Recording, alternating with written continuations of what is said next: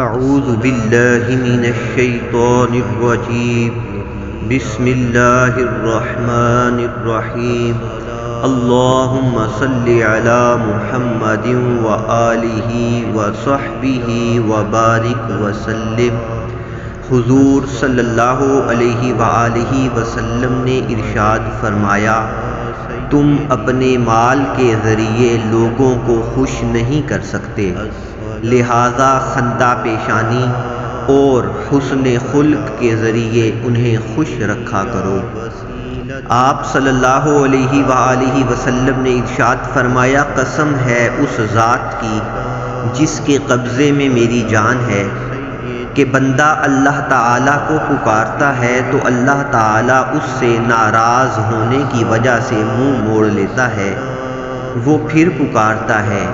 اللہ پھر منہ موڑ لیتا ہے،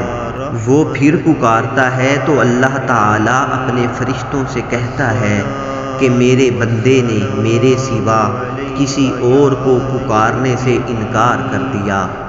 لہٰذا میں نے اس کی دعا منظور کر لی۔ اپنی کمائی پاک رکھو، تمہاری دعا قبول ہوگی۔ بہتر ہے وہ شخص جو دیر میں خفا ہو اور جلد راضی ہو جائے، اور بدتر ہے وہ شخص جو جلد غصے میں آ جائے اور دیر سے راضی ہو۔ آپ صلی اللہ علیہ وآلہ وسلم نے فرمایا، مجھے غریبوں میں تلاش کرو، کیونکہ غریبوں کے ذریعے سے ہی تمہیں مدد اور روزی ملتی ہے۔ یا نور اللہ